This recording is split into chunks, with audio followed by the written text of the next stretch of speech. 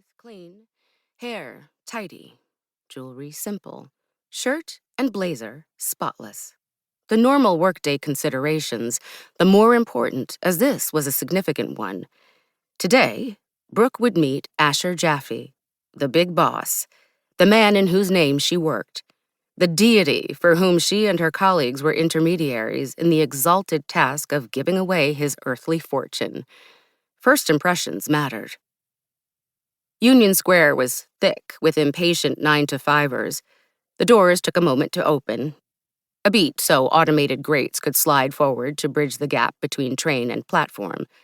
This brief hesitation drove people to frowns, grimaces, near despair. Once upon a time, Brooke would have leapt from her seat, back of her hand against the door instead of on the greasy bar, pushed through the crowd and transferred to the express train that would carry her into the Bronx. There was still that muscle memory of the commute she'd navigated for 9 years as a teacher at the Endeavor School, and it was a relief that this was no longer her fate. Brooke pulled limbs into herself as a heavy-set woman eased beside her. She lost sight of her own reflection as people filled the car. Commuters grasping for the bar took that opportunity to glance at wristwatches. They shuffled bags from one shoulder to the other. A muscular man wore a tank top that left his tawny nipples peeking out. There was a bewildered family of tourists, eyes searching for some confirmation that this was the way they sought. But the universe offered them only another garbled announcement.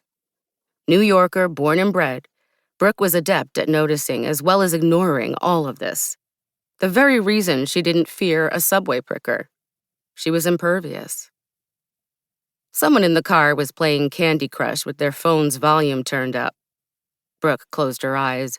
The game's electric racket reminded her of the bell at Endeavor, which would be sounding even then, beginning the school day.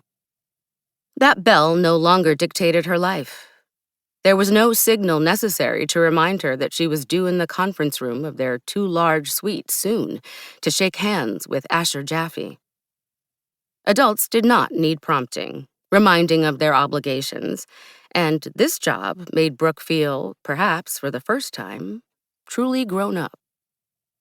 She opened her eyes because the train had stopped short of 23rd Street. The people around her frowned and sighed and looked heavenward, though everyone knew such interruptions were to be expected. Brooke took out her phone because what else was there to do with these found fallow moments? She looked at the headlines, anodyne that day. The good luck of a boring moment in the world's long history. Obama's placid America. She put the phone back into her canvas tote bag, looked from left to right, much as those flustered tourists had. Sure, there was some explanation in the offing. A minute might pass this way, but 2, even 3, and you understood, if you knew the city, its rhythms and signs, that something was wrong. Attention, attention, because of a police investigation at 42nd Street, all uptown 4, 5, and 6 trains are experiencing delays. The sunny conductor repeated this boilerplate.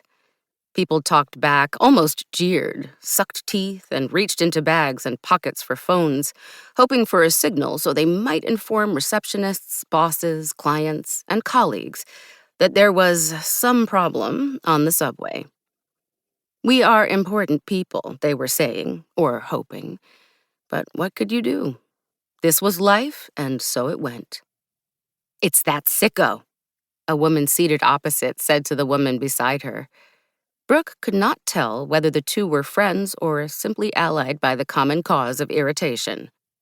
Brooke didn't think it was that sicko because Brooke didn't believe in him. She thought the pricker like Santa Claus or the Tooth Fairy, real only if you believed him to be.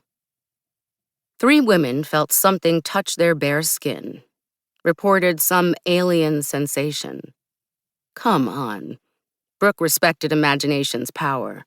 She'd read about a gaggle of 10th graders who, through admirable mental focus, stopped their menstruation, swelled with nothing at all, 5 pretend pregnancies, a pact of sorts. Forget positive, the power of thinking at all. A nefarious, unseen man armed with a syringe? Give me a break.